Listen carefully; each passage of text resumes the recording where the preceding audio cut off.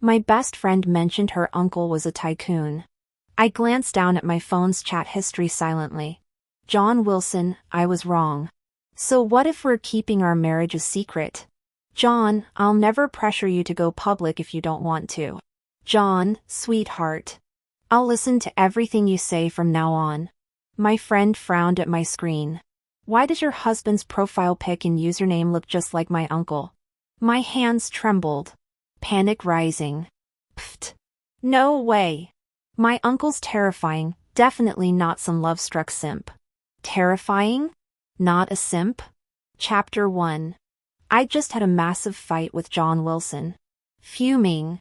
I stormed out and dragged Luna to a bar. She summoned 10 hot 20-somethings to swarm my booth. After scrutinizing them, I dismissed the whole group with a wave. None matched John's stupidly perfect face. Now alone with Luna, I sulked over my third whiskey sour. She eyed me worriedly. What did your mystery husband do this time? 8th meltdown this month? He's an arrogant control freak. I slammed my empty glass down. Everything's his way. His decisions, like I'm some trained poodle. Why did I ever marry him? Luna swiftly rescued the teetering glass from my clumsy grip.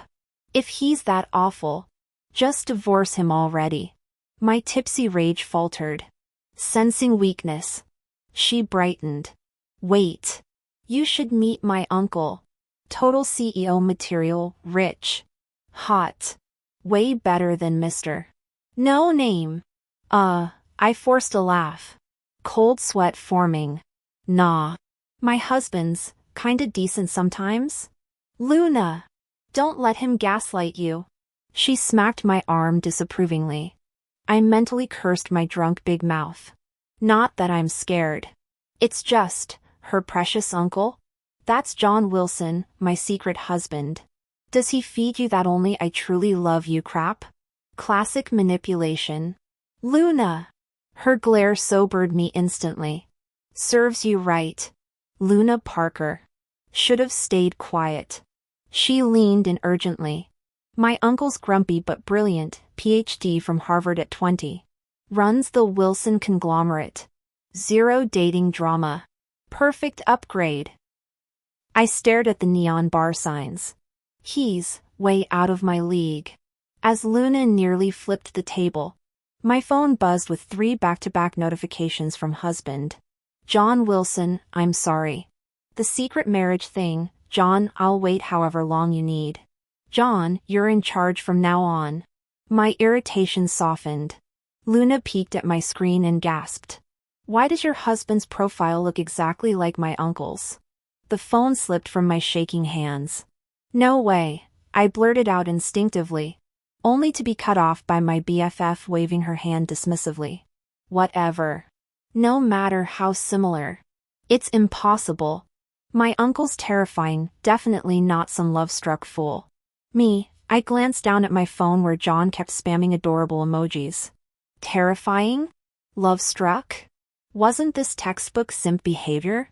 As I agonized over confessing to my best friend that her uncle was my husband, John materialized, towering over the crowd in his black overcoat. His icy gaze locked onto me through the throng of partiers. Crap. What's he doing here? I nudged my idiot friend who was still enthusiastically hyping up her scary uncle. Emily looked up and nearly choked. Holy crap. Run. Uncle John's here to drag me home. Ever consider he might be here for me? Regardless. We moved in perfect sync, ducked our heads, pulled our hats low, and tried to slink away. Cold fingers clamped onto our collars. Emily flailed blindly. Assault! Someone call security! The blaring music drowned her cries. John marched us to a private booth, the manager trailing behind him with a look of sheer terror.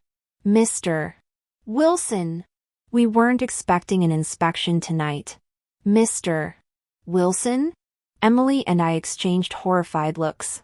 Neither of us knew this club was part of the Wilson empire. We're so dead, Emily whispered, trembling. When Uncle John blows his top, He proved her right, eviscerated the manager before announcing indefinite closure. The poor man looked ready to sob. Finally, John turned his wrath on us. I swear my hair stood on end under his glare. Even Emily's knees knocked together. Uncle, let me explain. Her explanation was masterpiece of betrayal. It's Luna. Her husband's awful.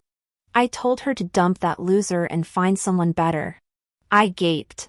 Seriously? John's laugh held zero humor. Charming. My brain short-circuited trying to fabricate excuses. Home.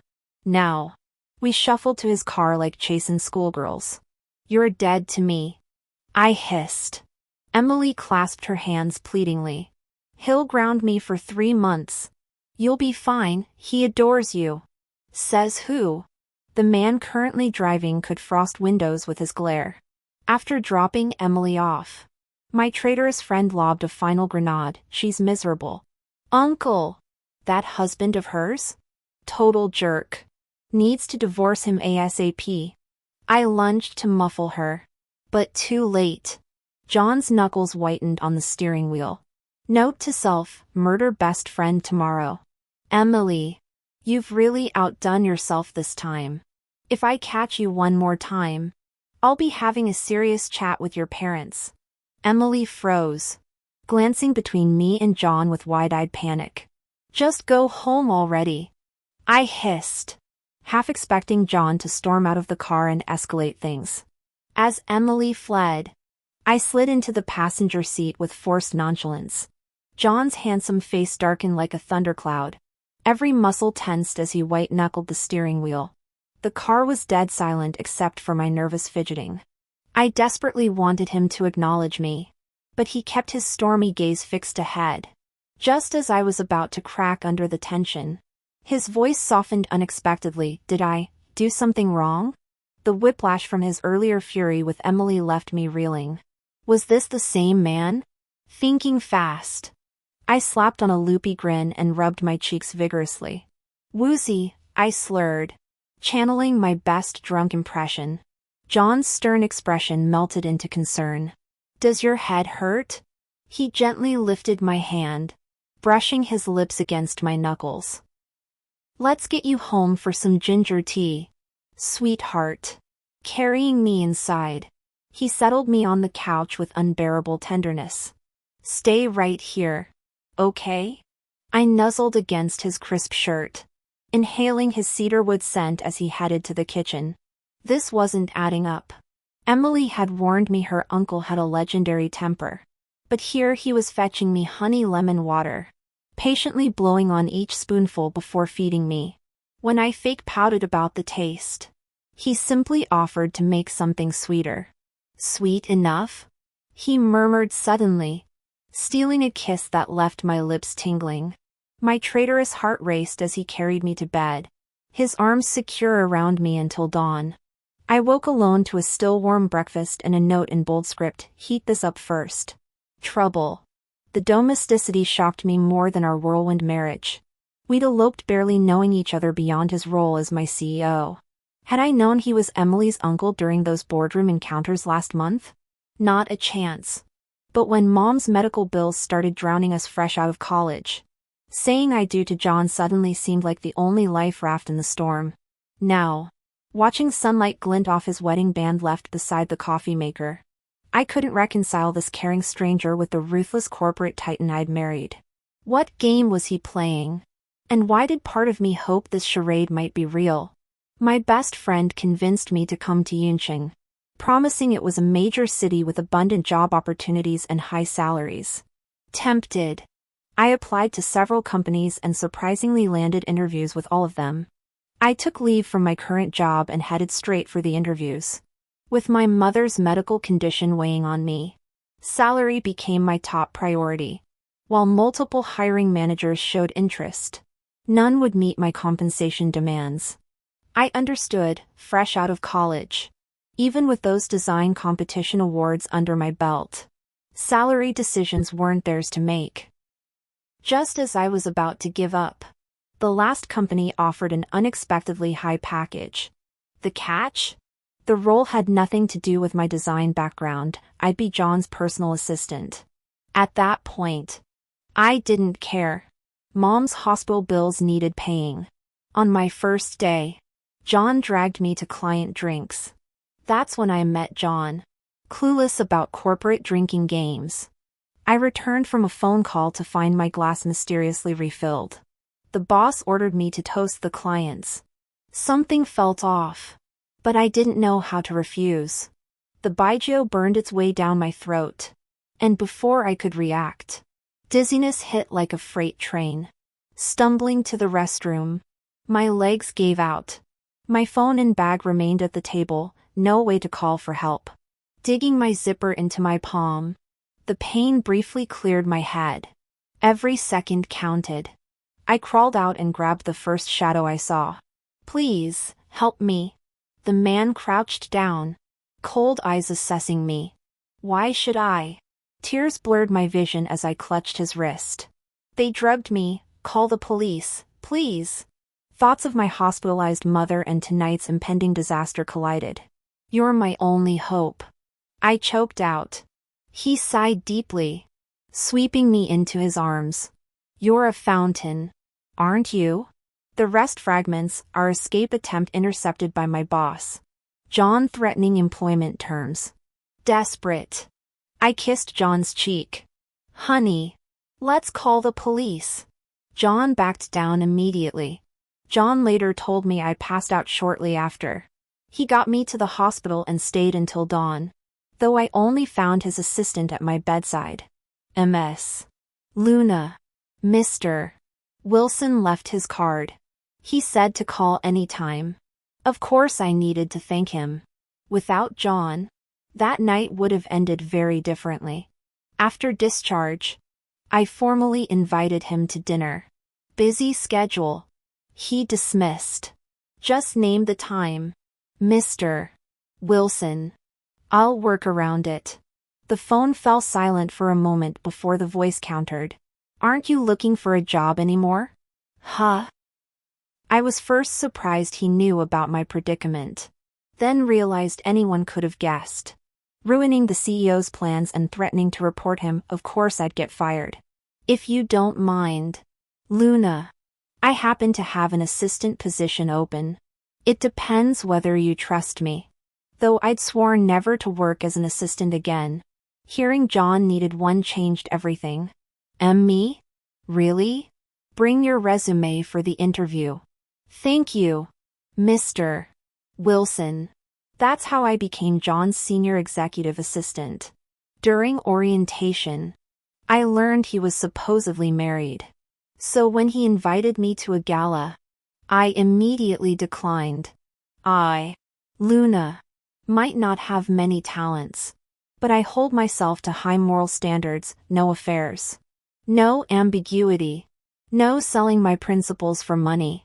John's dark eyes studied me with unreadable intensity. Weren't you the one insisting on thanking me with dinner?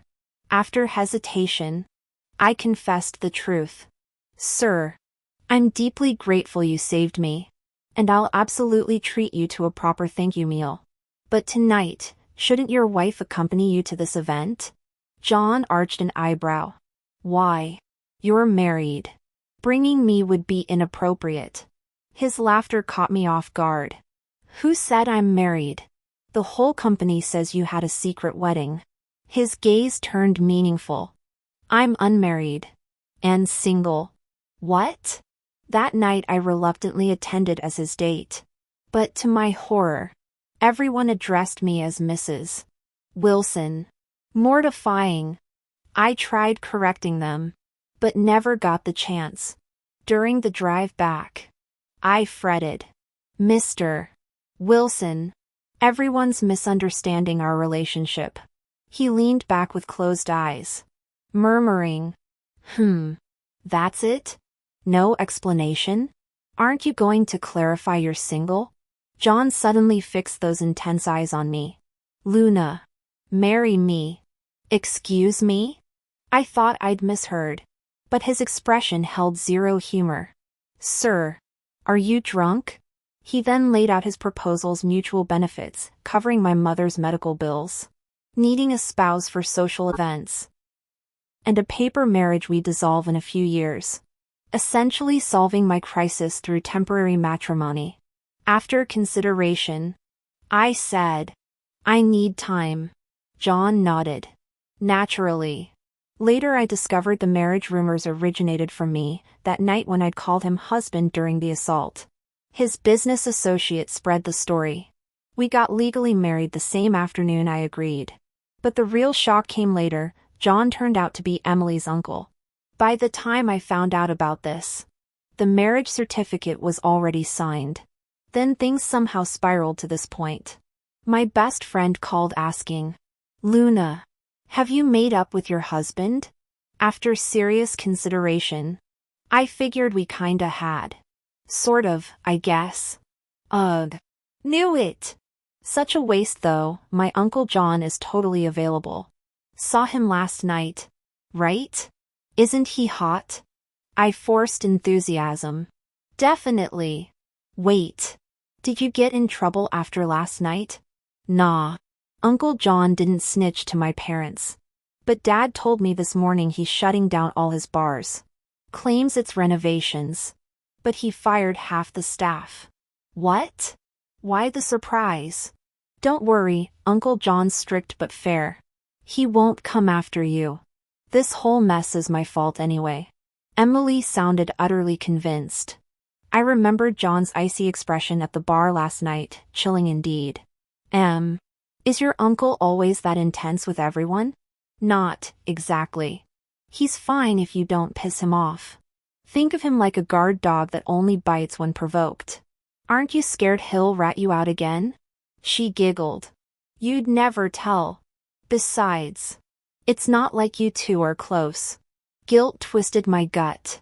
Should I confess that her uncle is my husband? Definitely need to discuss this with John first. Every day Emily drones about how cold and domineering John is. Yet the man who comes home chatters nonstop, fusses over every detail, and meddles in my business, total opposite of his workplace persona. I'm starting to think he's got split personalities. Case in point, when I delivered files to his office that afternoon, he didn't even glance up. Leave it there. Watching his Jekyll and Hyde act. I fought an eye roll. Whatever, it's just a contract marriage anyway. The whole company knows he's married. But not that I'm the wife. Keeping things low-key works for me. As I exited, marketing manager Wong lingered outside John's door. Free for dinner tonight. Luna? My treat. Thanks. But I've got plans. I waved him off. Really? Passing along documents was no trouble. He scratched his neck. Ears flushing. Date night? No boyfriend. Just a husband. Assistant Luna.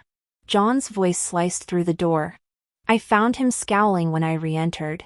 His gaze flickered to manager Wang still hovering outside. Jaw tightening. After shutting the door, I flashed my most professional smile. Yes. Mr. Wilson? What was so amusing out there? Huh? I hadn't even cracked a smile. Just small talk. He shuffled papers aggressively. You're my assistant. Not his. Understood? Aw. So the Baron of Wilson family's empire got jealous over file deliveries. Noted. The hierarchy here is crystal clear. As a diligent employee, I've mastered the unwritten rules by now. The boss's word is gospel, even when he's wrong. You nod along and never contradict him to his face. Understood. John. Any further instructions? John's gaze softened unexpectedly. How's your headache? The abrupt shift left me momentarily speechless. Be better. Thank you for the hangover soup and breakfast. Good. You may go. The faint upward tilt of his lips betrayed his satisfaction. I closed his office door and pressed a hand to my pounding chest. No wonder my best friend warned me her uncle had mood swings. The man was practically bipolar. Days passed without sight of manager Wang at the office. Luna! I'd nearly reached the elevators when the booming voice froze me mid-stride. A sunburnt man with gleaming eyes jogged toward me, his formerly pale skin now resembling weathered leather. "And Manager Wong? What happened to you?" He scratched his neck sheepishly. "John assigned me to rural outreach." "Listen, are you free this week?" Before I could decline again, an icy voice cut through the lobby. "Shouldn't you be preparing for work hours?" Manager Wong paled beneath his tan. "Gee, good morning, John." He scurried off like a startled cockroach. John stood rigidly, storm clouds gathering in his expression. Had he gotten pissy because I didn't wait for him in the parking garage? Seriously? With me? Now. I trailed him toward the executive elevator, his tailored suit radiating winter chill, desperate to thaw the tension. I joked weakly. "Someone's got a case of the Mondays." He spun abruptly, caging me against the mirrored wall. "You truly don't know why I'm angry?" How could I possibly? My protest died as his cedarwood scent flooded my senses. The world tilted.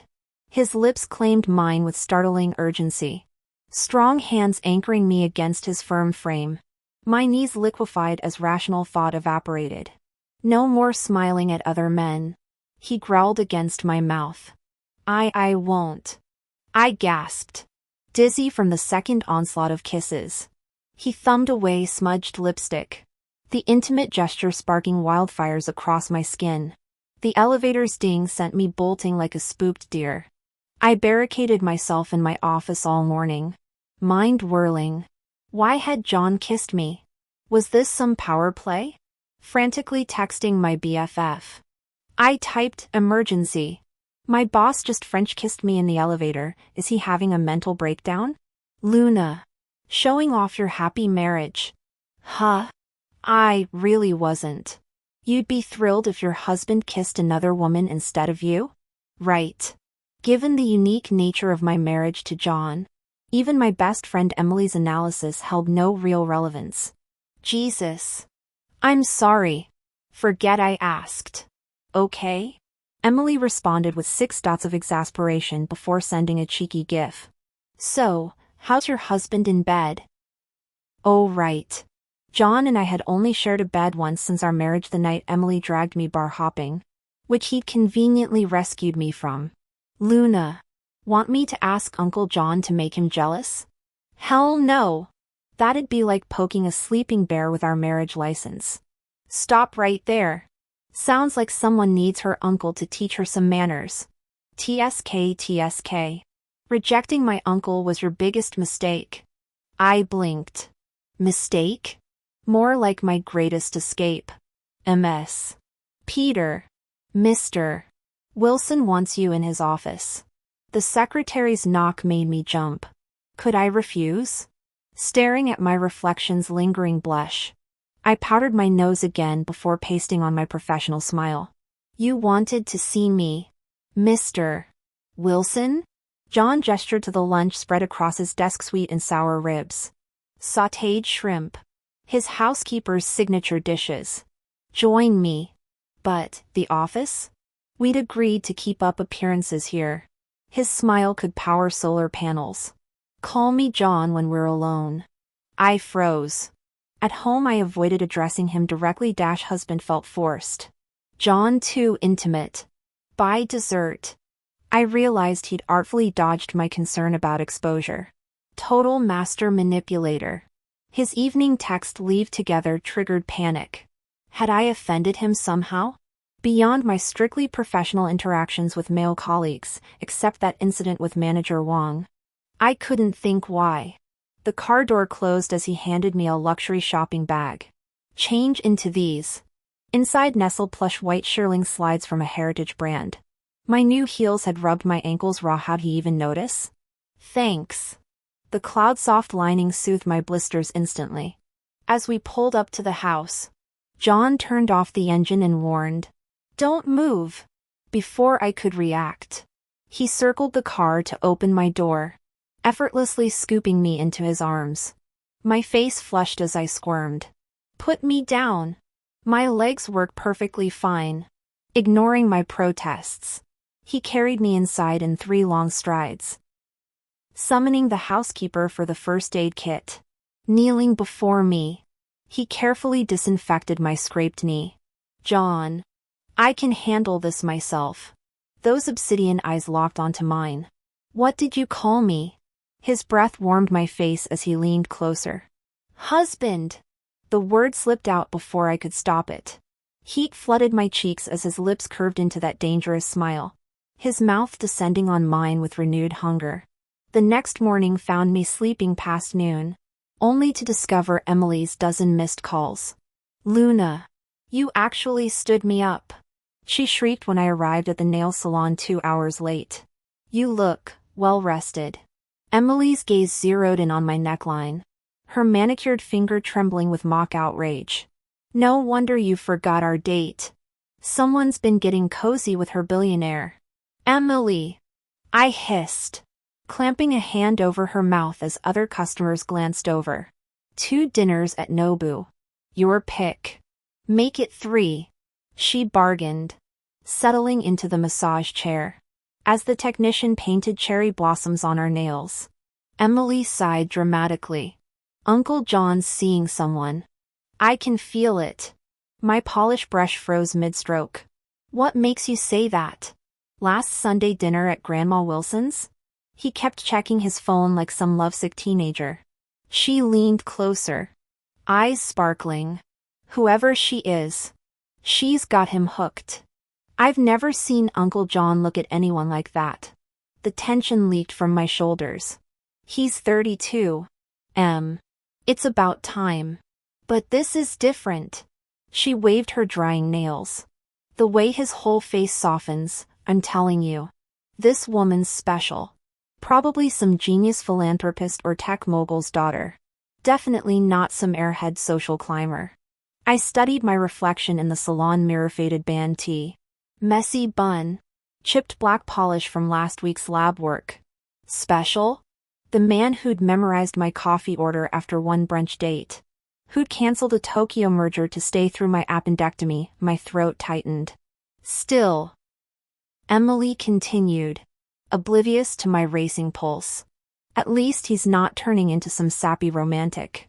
The Wilson Group stock actually rose 3% last quarter. I choked on my iced tea, the cold liquid snapping me back to reality. Right. John didn't do love, just mutually beneficial partnerships. Even if his hands lingered when helping me with lab reports. Even if he converted the penthouse library into my personal astronomy observatory. Business. All business. Not a hopeless romantic after all. Huh? I decided to test John once.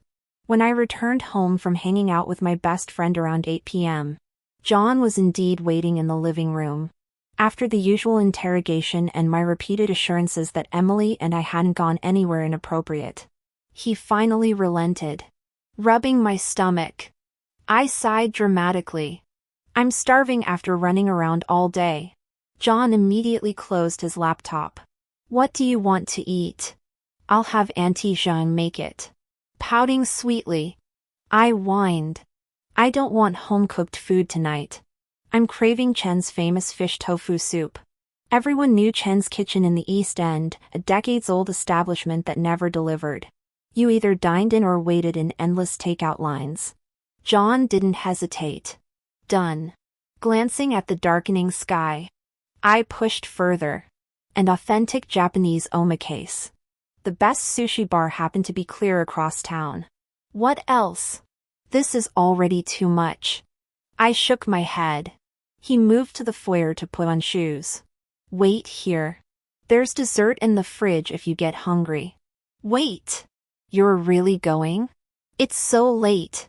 Do you want it or not? When I nodded, he simply said, then that's all that matters. Watching his retreating figure, warmth flooded my chest. So much for the ruthless business tycoon, this man was pure husband material. Sorry, Emily. Your uncle's icy exterior had us all fooled. When John returned, I sipped the steaming broth and nibbled premium sashimi. Guilt gnawing at me. He watched me eat with amused eyes. Good? Amazing! Everything tastes better when you bring it. His dark eyes smoldered as he leaned closer. Let me taste too. Suddenly I was the main course, his lips on mine. Hands wandering, burying my flushed face against his solid chest. I listened to his steady heartbeat. Maybe marriage wasn't so bad after all.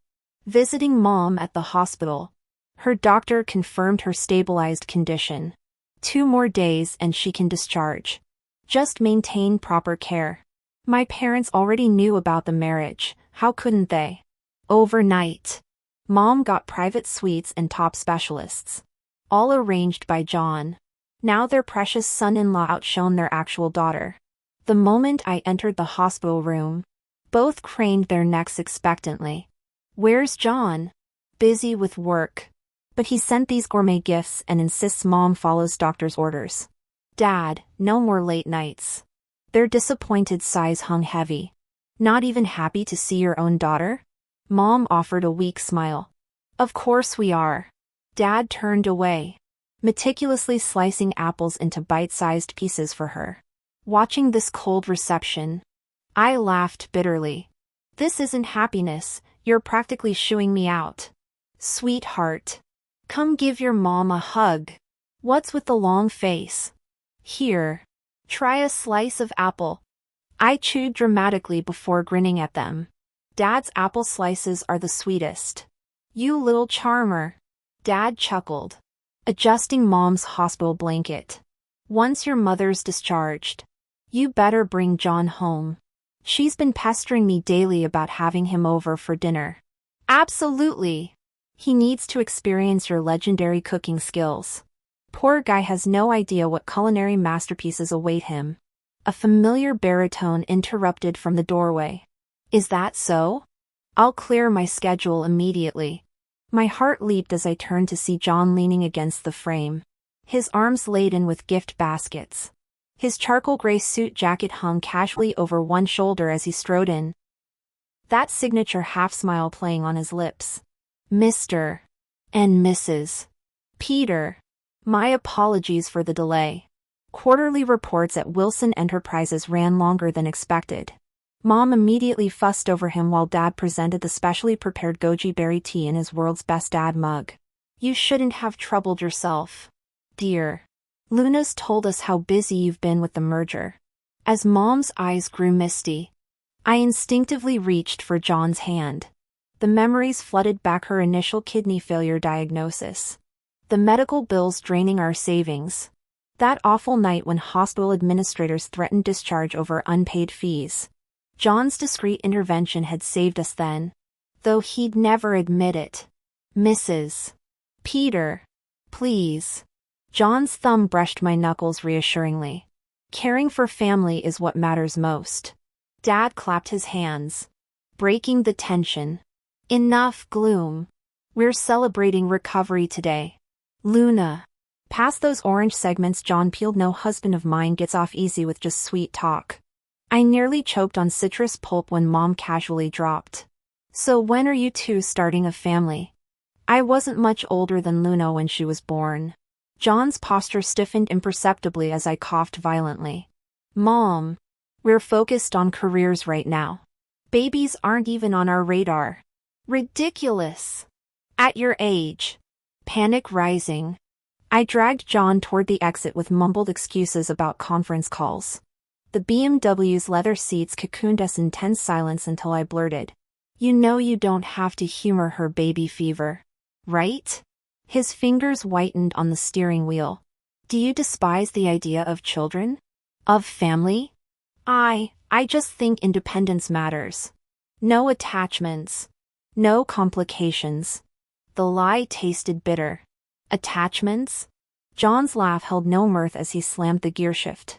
Are we strangers then? 5 months of marriage erased so easily? When I faltered, he gripped my wrist with uncharacteristic urgency. Luna, does this ring mean nothing to you? The diamond band glinted accusingly. At Emily's downtown loft later, my best friend nearly spilled her margarita laughing. Trouble in billionaire paradise? Don't tell me you're actually considering divorce over baby talk. I stared at the ice cubes swirling in my drink. It's not about babies. He wants permanence. I don't know how to be someone's forever. Emily's manicured nail tapped my wedding band. Newsflash. Sweetie. You already are. The tequila-scented pause hung heavy before she smirked. Unless, have you two even tried the whole happily married thing? Like actually dated beyond boardroom mergers? My stunned silence made her howl. Oh, this is rich. 6 months wedded and you're still virginal corporate partners? Honey. Even Wall Street mergers have more action. Divorce is great. I always thought that husband of yours you've never met was unreliable. But you're a bit late with the divorce, my Uncle John already has someone he likes. She really knew how to hit where it hurt. I don't want some old man like your Uncle John. What about a young hottie? Now that's worth considering. Next thing I knew, she was dragging me out the door, babbling about finding some fresh meat to have fun with. Me, aren't you scared of your uncle anymore? Emily smacked her lips thoughtfully. Uncle John's busy with his new relationship. No time to babysit me now. Should I remind her that her uncle's girlfriend is currently plotting her escape? The car stopped outside an unremarkable bar. Emily announced triumphantly.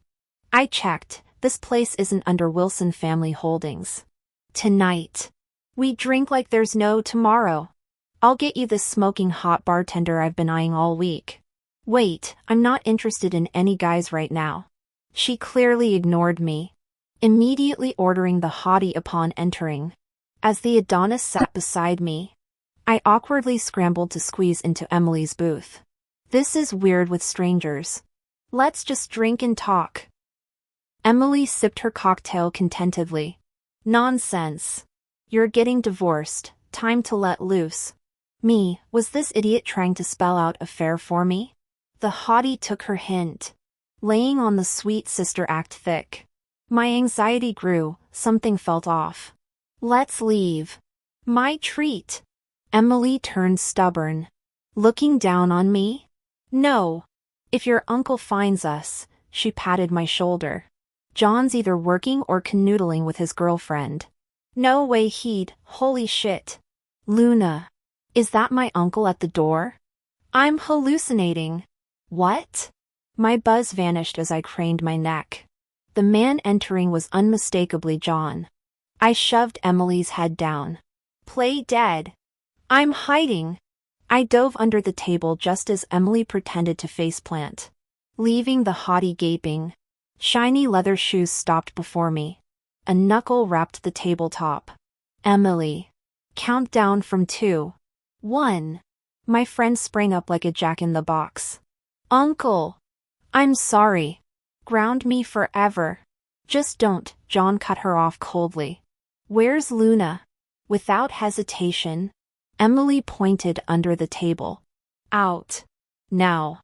I crawled out sheepishly. John immediately seized my hand. Emily's eyes bulged. Let me explain, what the hell? Uncle? Since when do you know Luna? John gave me that loaded look. Meet your aunt. Emily. No time for explanations, John dragged me home for disciplinary measures. John. I'm sorry. I'll never misbehave again. I pleaded as his heated breaths ghosted over my scalp. Wrists pinned. Call me hubby. I whimpered pitifully. Hubby. I was really wrong.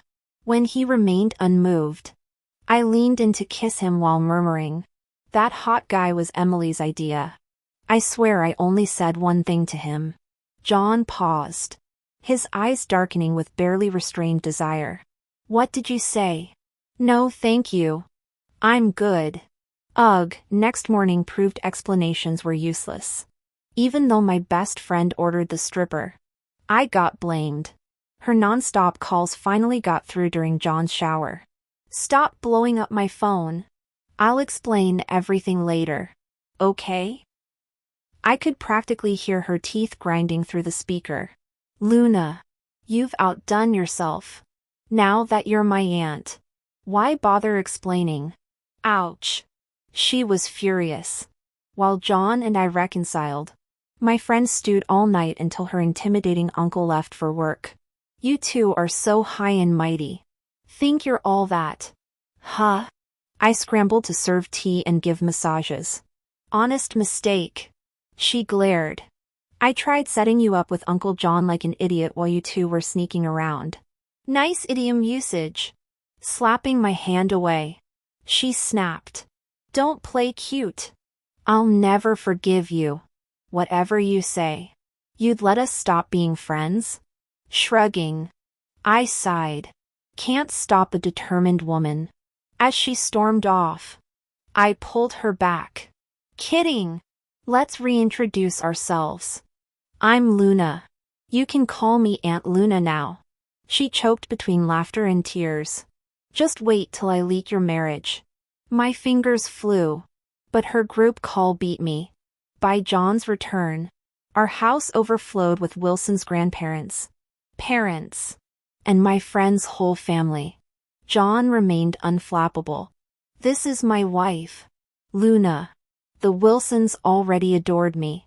Hearing about our secret marriage, they scolded John for mistreating me despite his devotion. They immediately called my parents to plan weddings. Panicking, John squeezed my hand. They're enthusiastic adapters. 3 months later, our church wedding kept things simple. My weepy best friend ruined her makeup as maid of honor. Sliding the ring on, I blurted, Uncle John, since Luna's my bestie, can I call you brother now?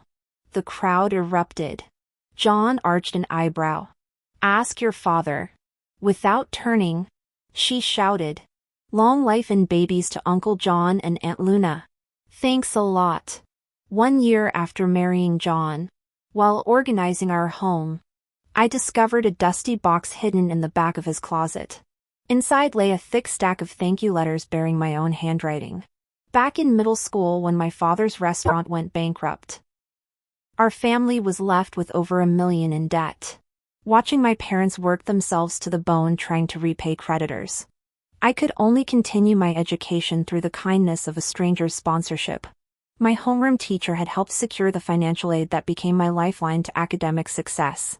Every year, my anonymous benefactor covered tuition, textbooks, exam fees, and even school uniforms.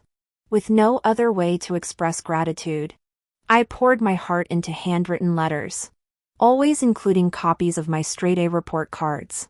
From Emily in my middle school years to John during college, it turned out they'd been my guardians all along. I rushed to the kitchen and clung to John as he stirred my favorite chicken soup, tears streaming down my face. You knew it was me all along, didn't you, honey? His shoulders stiffened momentarily before he turned slowly, wooden spoon still in hand. Of course I did. Silly girl.